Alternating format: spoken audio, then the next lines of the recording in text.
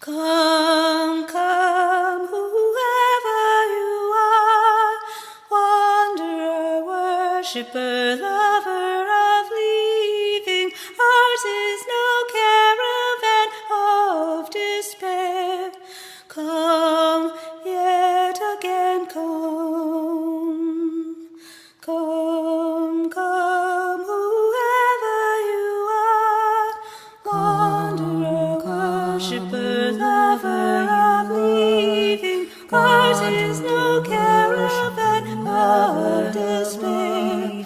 Ours is no caravan of despair. Ours is no caravan of despair.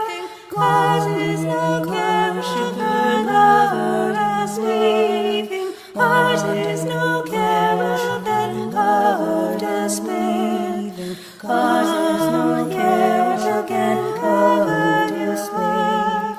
Ours is no caravan of despair. Ours is no caravan of leaving. Ours is no caravan of despair. Ours is no caravan of despair. Ours is no caravan of despair. Ours is no caravan of leaving. Ours is no caravan of despair. Ours is no caravan of despair. Ours is no caravan of leaving. Ours is no caravan of despair. Come, yet again come. You are welcome here. No matter your religious beliefs or lack of belief, you are welcome here. No matter your age, sex, sexual orientation, or gender identity, you are welcome here. No importa tu ciudadanía, tú estás bienvenido aquí. No matter your citizenship, politics, or relationship status. No matter your physical characteristics or health, you are welcome here. Whoever you are, wherever you are from, you are welcome in this place. Good morning. Welcome to the Unitarian Universalist Fellowship of Montgomery, located on the land of the Muskogee Creek people. I'm so glad that you could join us for our online worship this morning. It's January 17th, 2021. I'd like to invite you into this hour of worship this morning with words from the late Coretta Scott King. Finally, in struggling to give meaning to your own lives, as students, you are preserving the best in our traditions and are breaking new ground in your restless search for truth. With this creative force to inspire all of us, we may yet not only survive, we may triumph.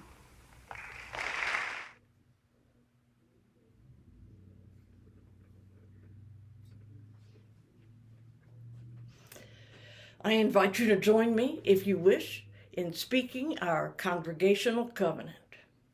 We, the members and friends of the Unitarian Universalist Fellowship of Montgomery, promise to serve our community with open minds, willing hearts, and helping hands as we respect one another, honoring that our perceptions may differ, value our differences, working to better understand them in conflict, give joyfully of ourselves, being in harmony with our capabilities, and embrace our connections with each other, nature, the global community, and the great mystery of life. And now let's hear from our coordinator of religious education, Roger Burdett, with A Time for All Ages. Hi, my name's Peter. I'm in my late 20s, and clearly I am Vietnamese American. Welcome to Time for All Ages.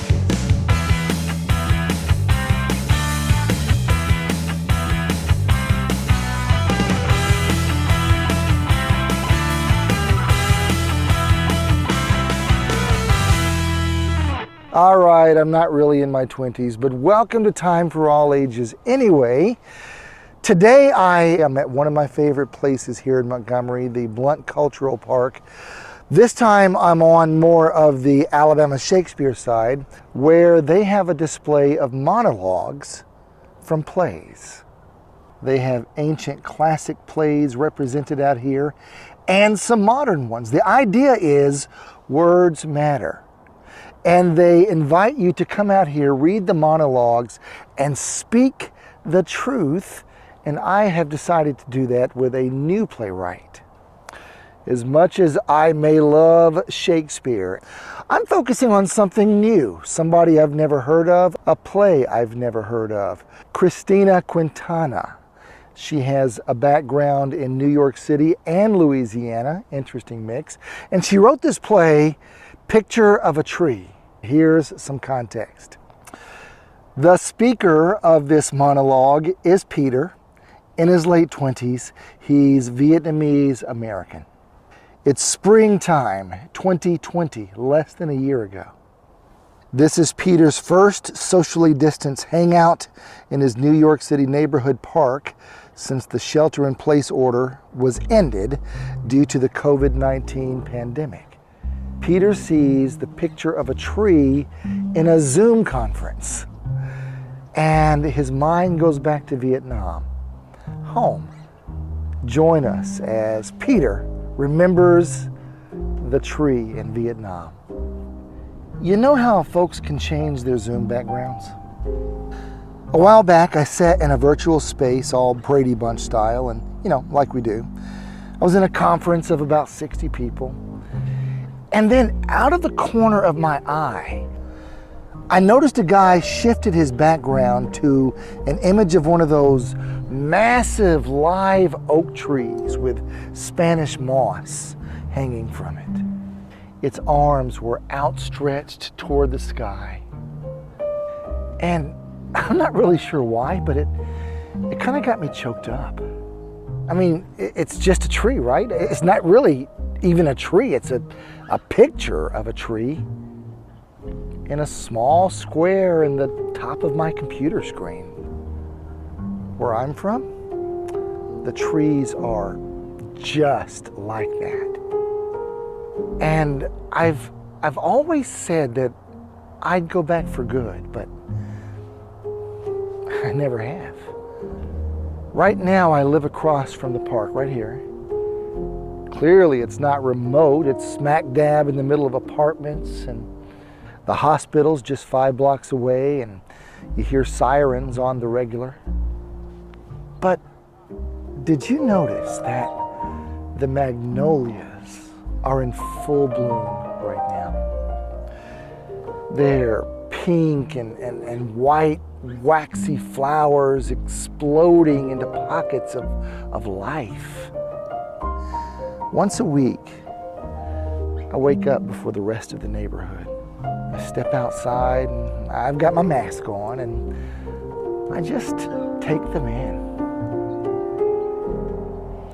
Those trees they're just as beautiful as the ones back home. Sometimes I imagine that that's the first thing my grandparents saw when they arrived in Versailles that spring of 1980. When was the first time they saw a live oak tree? I remember mine. I remember mine. It was that field trip that we took to the New Orleans Museum of Art, and Casey Broussard. Casey and I snuck away into the sculpture garden. Had a good time. I think I told her I love her. It is so nice to be outside. They don't have live oak trees like that here. Not that I know of. Not like that. Not like that. So there you have it. There's my monologue of Peter from Picture of a Tree, a new play.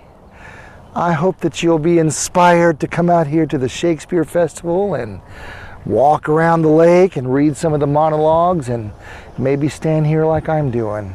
A crazy man talking to himself. No, man, I'm talking to you. This is an important week. There's a lot going on. I wish you peace and joy this week. Take care of yourself.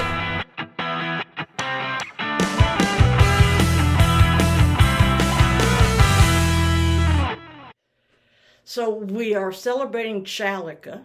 It's a 7-week UU festival honoring the 7 principles of Unitarian Universalism. And the tradition is that with each one we light a chalice. And so, for the inherent worth and dignity of every person, for justice, equity, and compassion in human relations.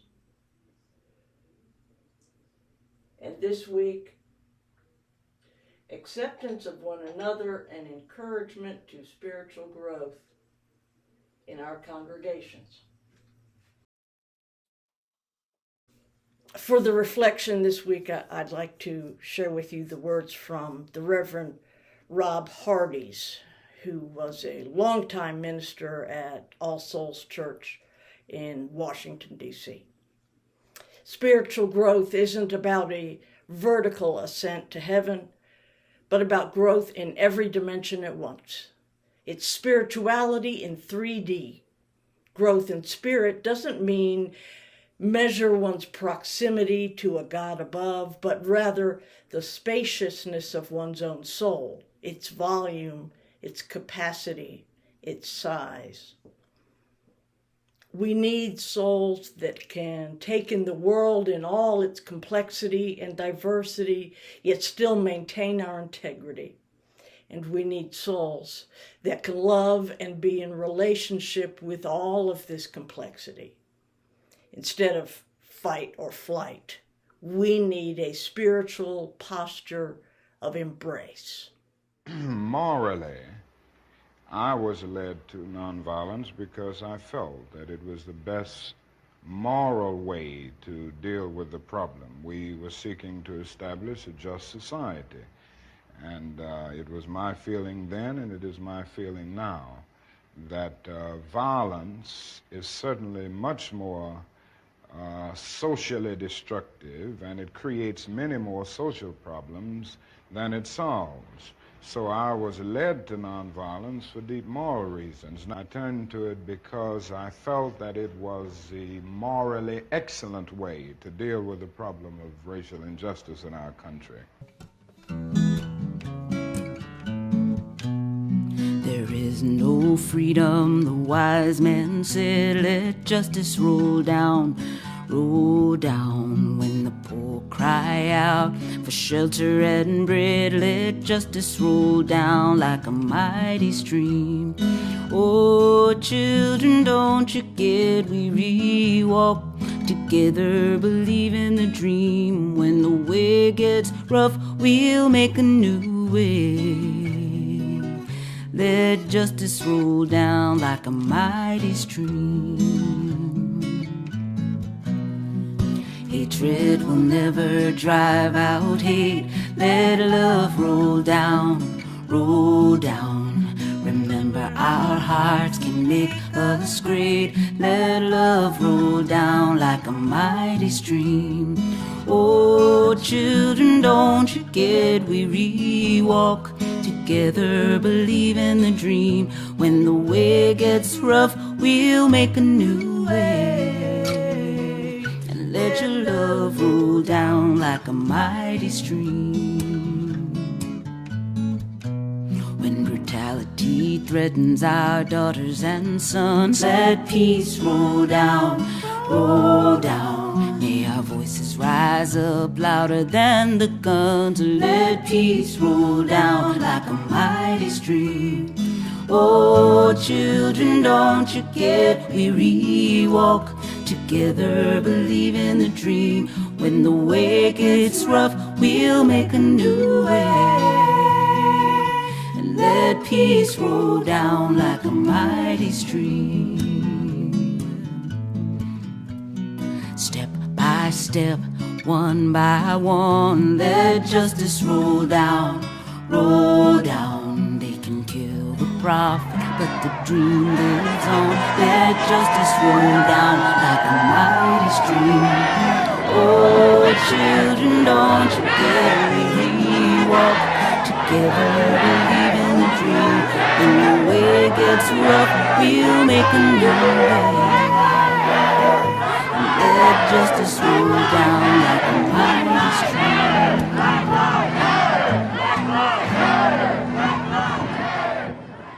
I turned to it because I felt that it was a morally excellent way to deal with the problem of racial injustice in our country. We take a moment in each service to lift up and release the things that we carry with us through the week. And so I invite you to use the space that is adjacent to the video. Type in the text box to share what's on your heart this morning, the joys and concerns, the anxieties and celebrations. Whatever it is you carry, you can bring it here.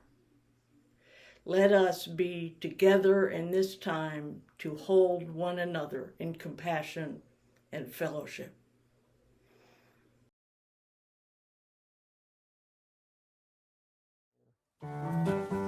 Spirit of life, come unto me.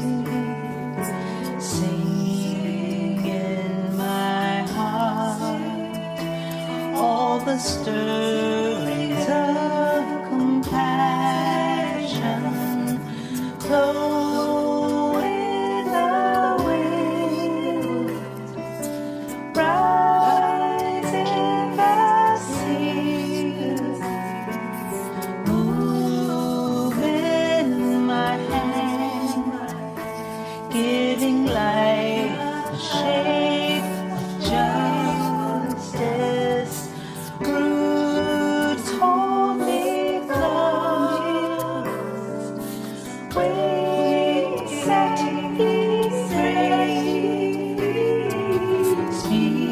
Spirit of light, come to me, come to me.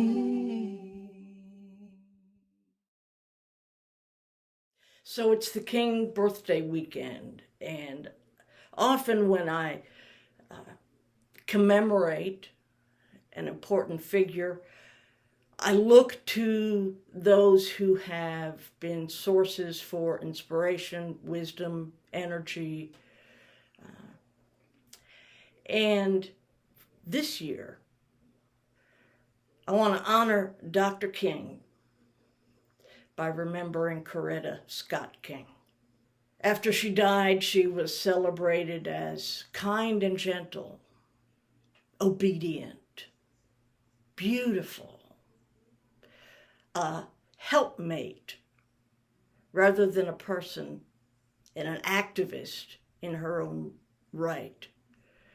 Yes, she took care of home, raised children, did all of the things that a faithful wife and a first lady of the church was expected to take care of. But she was not the icon of submissive femininity to which many would reduce her. She was an exceptional student, a high school valedictorian who received a fellowship for graduate study after finishing her bachelor degree. The popular narrative of the civil rights movement is often told around a great man ethos, right? King, Malcolm X, John Lewis, Thurgood Marshall. Coretta Scott King helps us to remember that really it was women who organized and led the movement on the ground. And so often their contributions have been sidelined, hidden, discarded. Remembering Coretta also helps us to break out of the icon of Martin Luther King and the civil rights movement, which, especially around the holidays, relegated to a cozy snapshot in history. She can remind us that the movement, the visionaries, the prophetic work lasted long after his assassination and continues today. Her activism started before her marriage and complemented and influenced Dr. King's work. After the funeral for Dr. King, she is recalled by a friend as having said, "I am made to sound like an attachment to a vacuum cleaner, the wife of Martin, then the widow of Martin, all of which I was proud to be, but I was never just a wife, nor a widow. I was always more than a label." 8 years after his death, she was quoted as saying, "I am an activist. I didn't just emerge after Martin died. I was always there and involved." And indeed, she remained there and involved, campaigning for global peace, for racial and social justice, until she died at 78 years old. Coretta was born just outside of Marion, Alabama, and she grew up in a relatively affluent black family, but of course under the crushing oppression of racial inequity.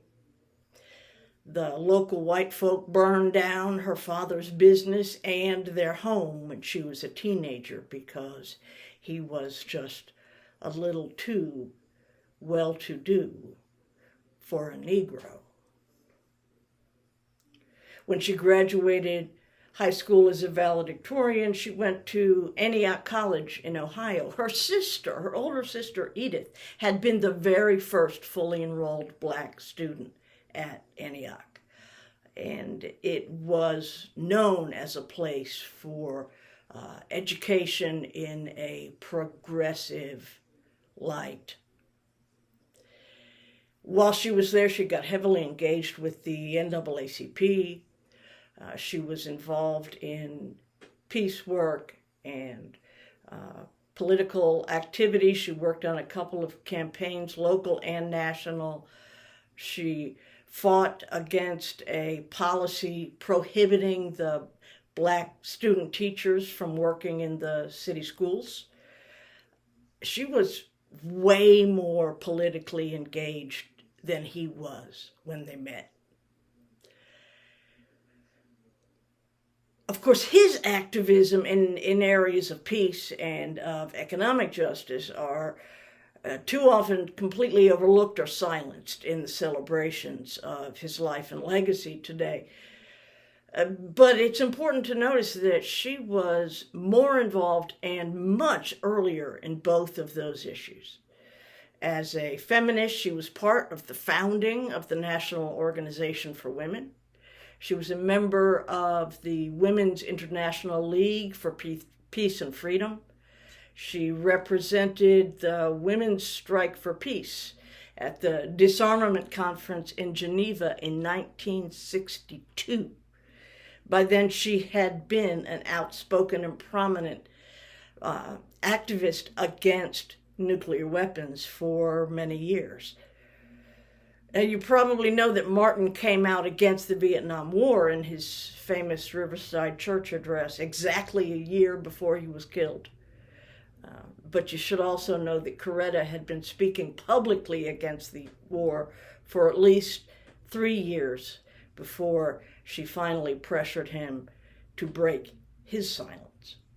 Unfortunately, the only detail that most Americans know about Coretta Scott King's activism was that she stood in for her husband after he was killed. She went to Memphis and led the march 4 days after his death that he was supposed to lead.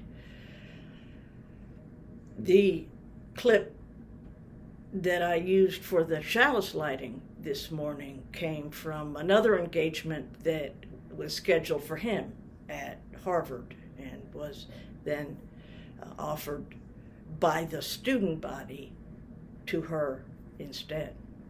But Coretta was by no means just a stand-in or a weak copy of her husband.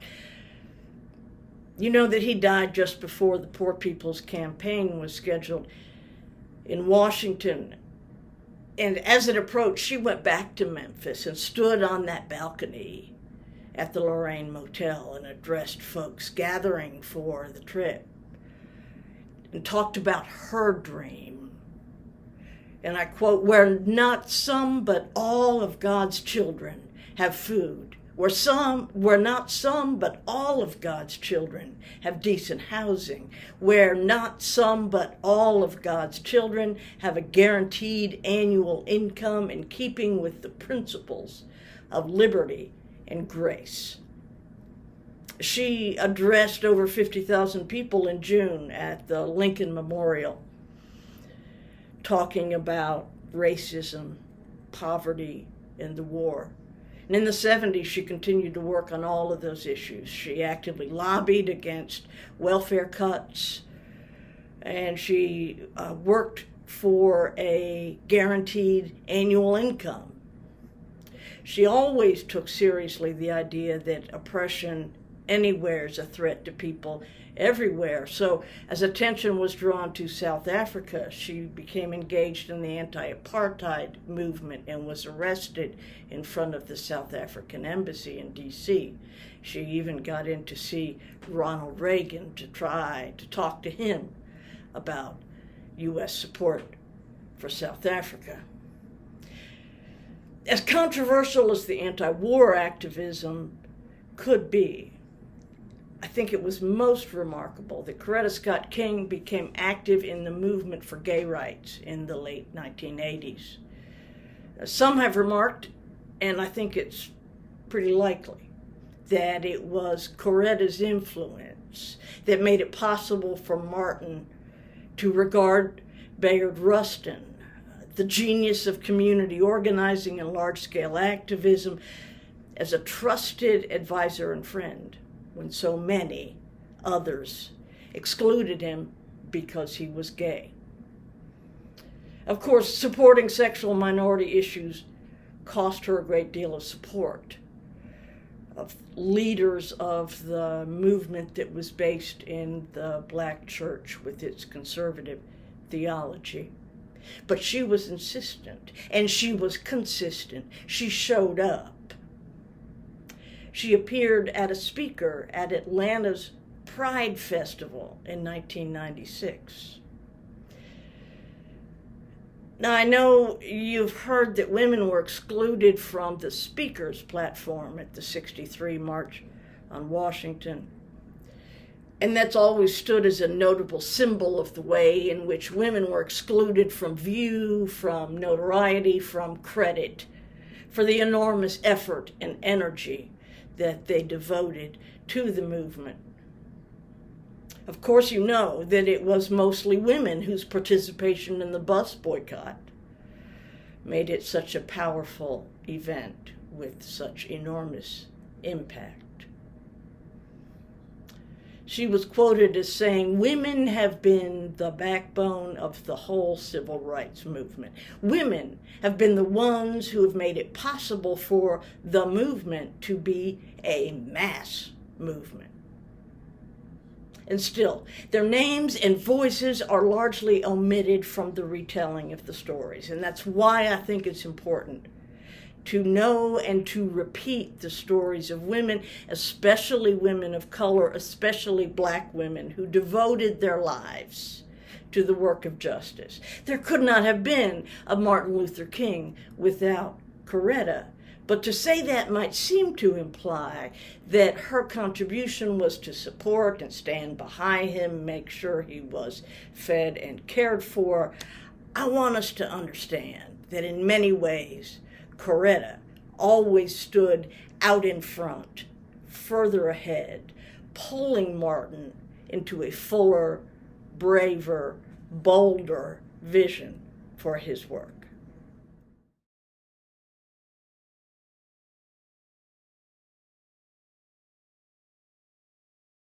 Civil rights activist James Weldon Johnson wrote Lift Every Voice and Sing as a poem, which was set to music by his brother John Roseman Johnson in 1899. The song is now known as the Black National Anthem in America. It is a protest, a hymn, and a prayer of profound significance for our people. We lift every voice and sing to express ourselves.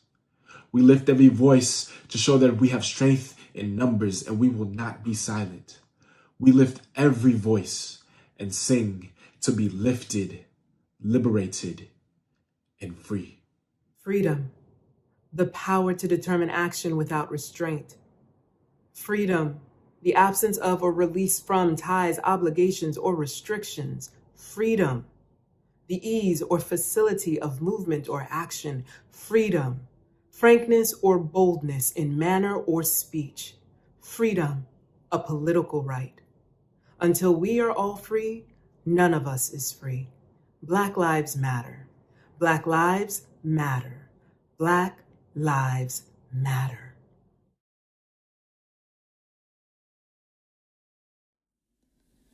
Lift every voice and sing till earth and heaven ring. Ring with the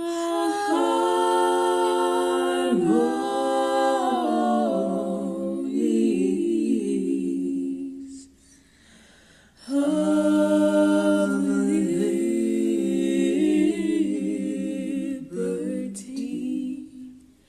that are rejoicing rise high as the listening skies. Let it resound loud as the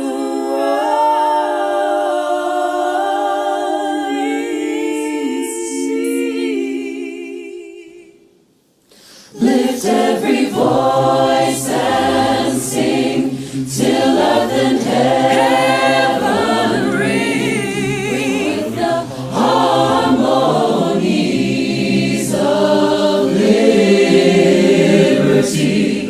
Let our rejoicing rise high as the listening skies. Let it resound loud as the sing a song full of the faith that the dark past has taught us. Sing a song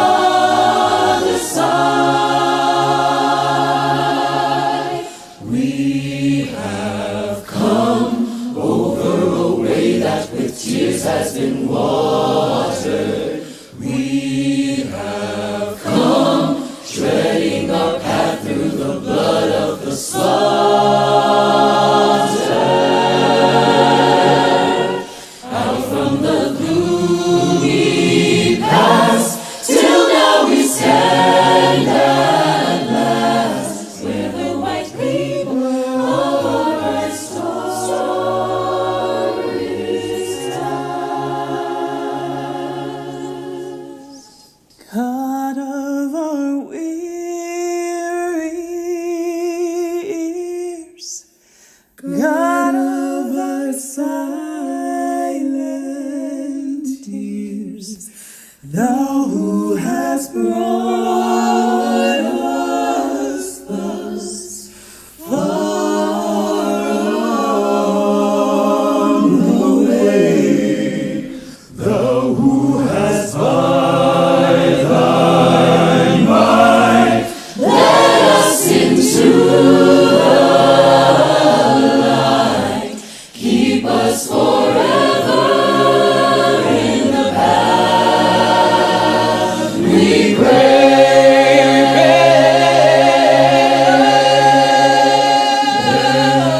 Oh, lest our feet stray from our God where we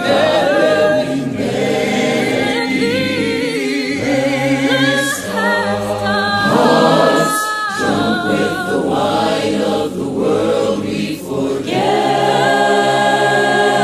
thee. Shadow beneath thy hand, may we forever stand, true to our God, true to our native land.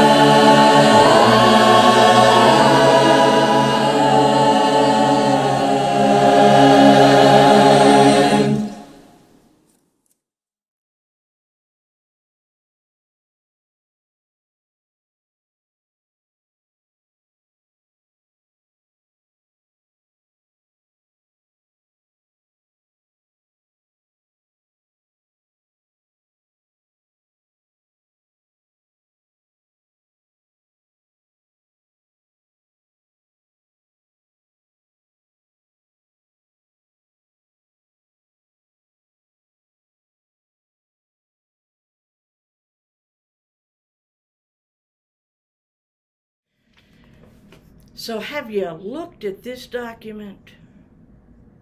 Widening the circle of concern. I've mentioned it a few times. I've mentioned it a lot. But since I don't get to put it in front of your faces these days, I understand follow through is difficult. Well, this Sunday begins the period of the UU calendar known as the 30 Days of Love, which runs roughly from King's birthday to Valentine's Day, culminating in a nationwide service, which we will do on the final Sunday. This year, 30 Days of Love is focusing on the themes of widening the circle of concern. The first one is living our values in the world. For me, this is a time to really focus in on what values are the ones that we as Unitarian Universalists bring into the world. Values of inclusion, anti-racism, understanding and communication across cultures, and the transformational power of love. And for a little insight there, I turn to another powerful Black woman, the president of Starr King School for the Ministry, the Reverend Dr. Rosemary Bray McNatt.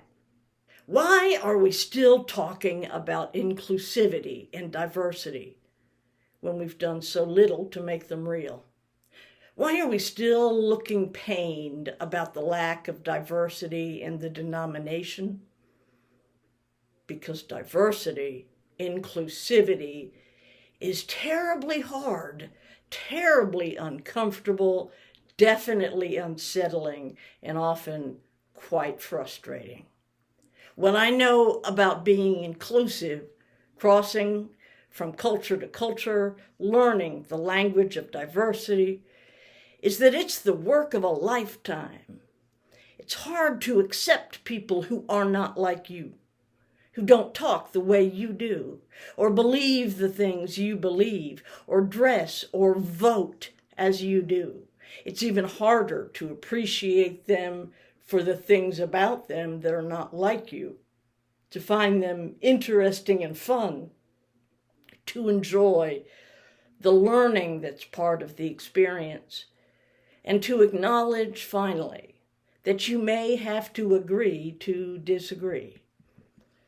But the truth is this: if there is no justice, there will be no peace. We can read Thoreau and Emerson to one another, quote Rilke and Alice Walker and Howard Thurman, and think good and noble thoughts about ourselves. But if we cannot bring justice into the small circle of our own individual lives, we cannot hope to bring justice to the world.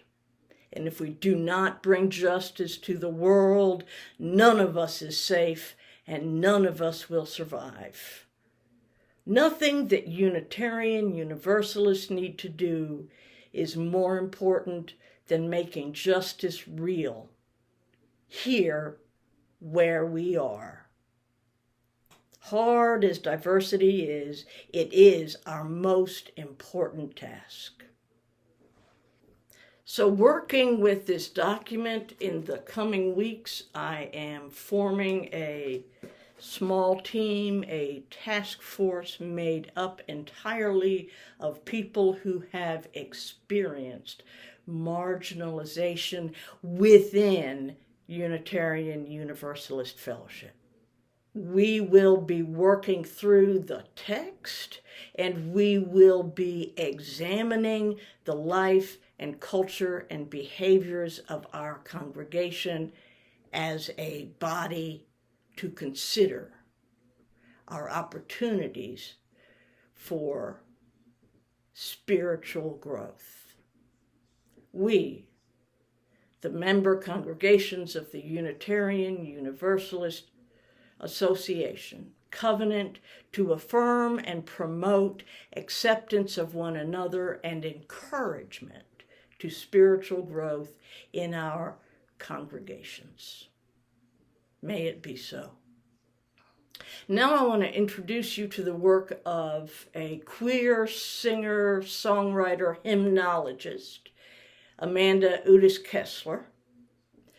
She's composed a really impressive repertoire of songs for worship on themes of justice, love, religious ideas and holidays, queer issues, inclusion, just an amazing collection, and offered the entire thing up for use at no charge for liberal religious congregations. She says, consider taking the money you would have used for a licensing fee and give it to folks working toward racial justice. So right now, I only have the recordings to work with, but she includes the sheet music for choir and accompanist. So these might be with us for some time. I'm really excited about it. I hope you like them. Right now, I invite you to take in this interesting riff on a phrase from what's known as the Lord's Prayer. The title is "Deliver Us to Evil."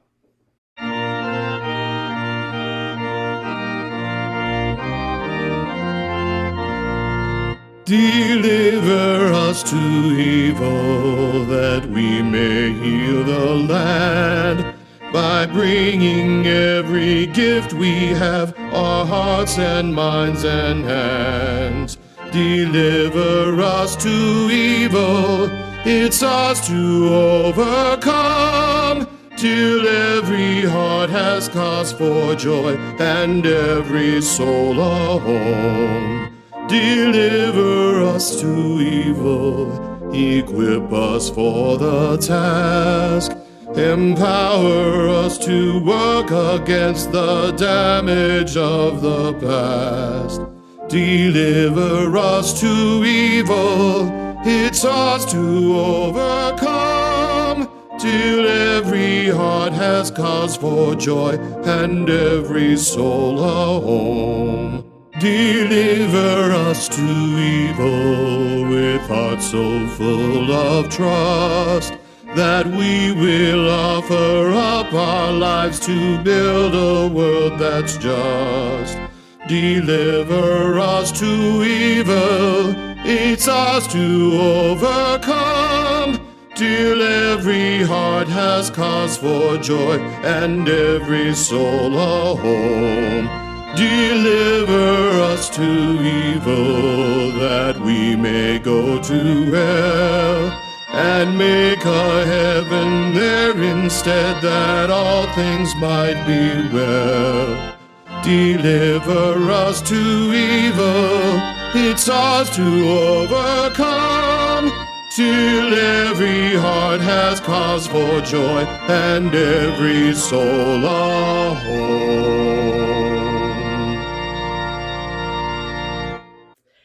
Join us, please, for discussion afterwards in second hour. It's on Zoom. The link is on the front of our website. I'm going to try to get it posted into chat, but in case I don't, you can find it at uumontgomery.org. We are working on a whole lot of stuff getting off the ground here at the beginning of the calendar year, in spite of the chaos and frenzy that is all around us. This week is the UUFM board meeting. Anyone is always welcome to come as an observer anytime you would like to. Just contact Todd Schmidt or me for the link. On Wednesday night, our UU and You is up to the 6th source of Unitarian Universalism. We'll be talking about earth-based spiritualities. So please keep an eye on your email, get on that Facebook group and watch for announcements there. Take a look at our calendar on the website, and the front page always has announcements. Oh, you can download this book from the front page in PDF form too, just below the banner. So I'll see you soon for second hour. And for now, our service has ended. May our service begin.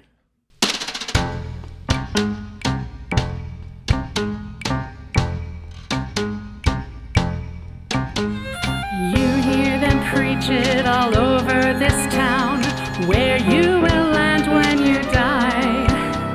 Some will go up and most will go down. So much for the sweet by and by.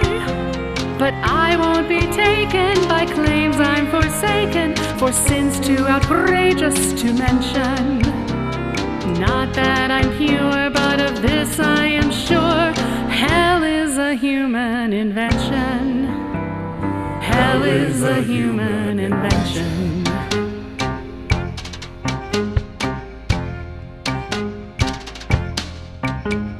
Have you been sleepless with worry and fear, pondering brimstone and flames? Have you felt guilty without knowing why?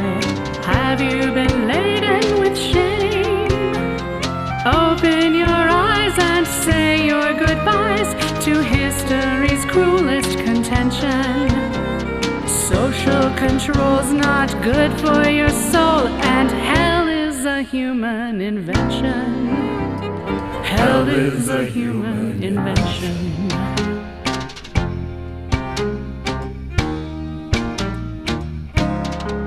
Hell no, there is no hell, except for the cruelty, the greed, and the fear we create for ourselves. And so we bid farewell the myth that has served us so poorly that we must dispel.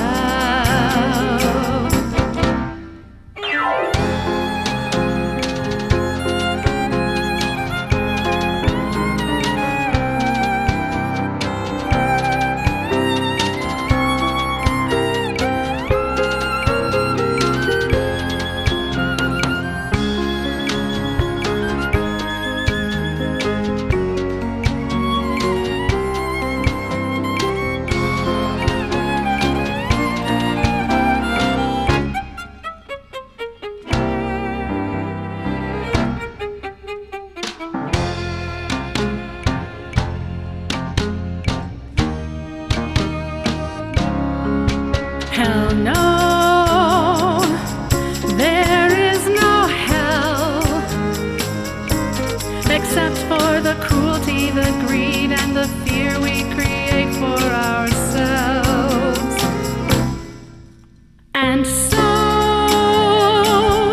we bid farewell to the myth that has served us so poorly that we must dispel. You hear them preach it all over the earth. Go now and preach what you know.